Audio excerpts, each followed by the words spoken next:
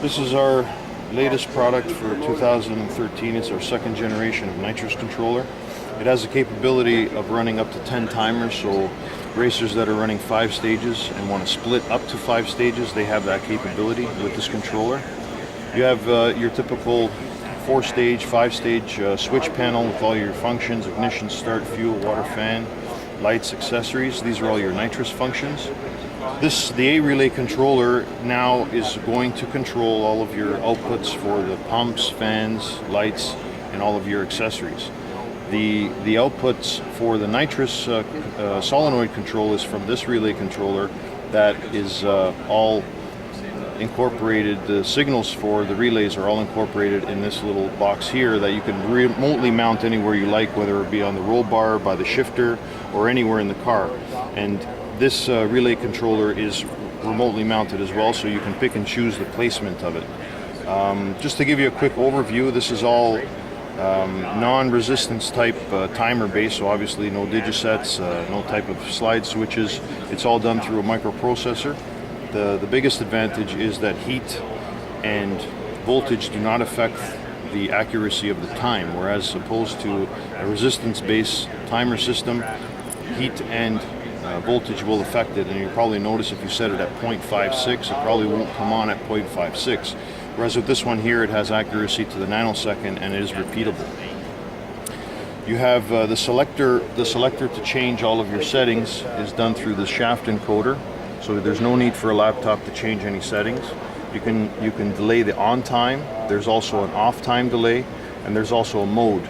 So hold would mean that if you lift off the throttle and apply it back again, the timer will stop, hold its time, and take off from where it left off once the throttle is applied. It also has the ability to change that, so it's asking you to change yes by pressing down is enter, and then you would scroll the cursor if you wanted to make a change and hit enter. So you have hold.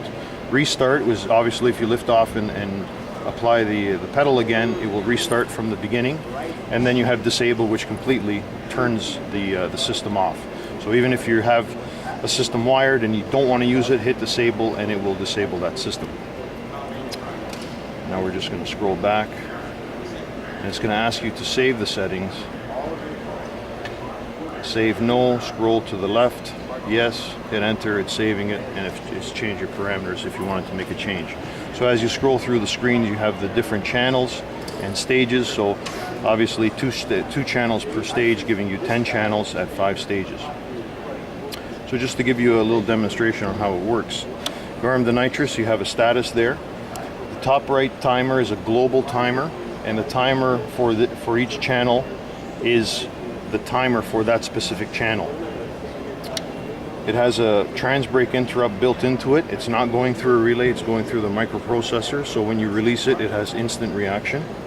It has a wide open throttle input status, so you know that you have signal going into the unit for wide open throttle. When you release the trans brake, the timer start and go through its sequence. And after 10 seconds, whether the throttle is down, it will shut off. As you can see, everything will turn off after 10 seconds. So if your throttle switch gets stuck or any type of accident happens, after 10 seconds it automatically turns off once the timers have finished. You have your 2 line purges with the status input as well, LP1, LP2.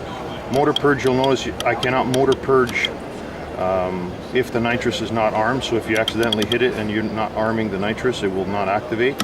You have to have the nitrous arm in order for the nitrous to work.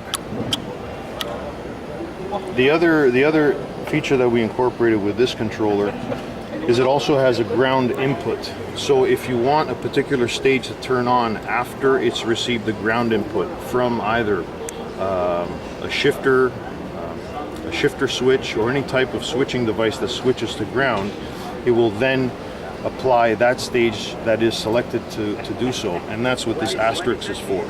So if you have a channel with an asterisk, that means that for this channel to work, you need a ground input to the controller from either your shifter or any type of grounding device in order for that channel to either be enabled or disabled. And you can select it for all channels or one channel. Another unique feature as well is that you can have any stage come on before the other. So not necessarily the stage one always have to be the first stage coming on. If you have a 5-stage system, and let's say your tune-up on the second stage is a little bit more aggressive than on your first stage, and you want to apply the second stage before the first stage, you're able to do so with this because all the timers are completely independent of each other. So you can have stage 3 come on before stage 1, you can have stage 5 come on before stage 3. It's all dependent on how you set the timers. And it comes in different configurations. You can have up to, as I said, 5 stages. It has 3 stages that you can split. It has 2 stages, and also for a normal 4-stage system for racers that don't want to split systems, and I'll be showing you that system very shortly.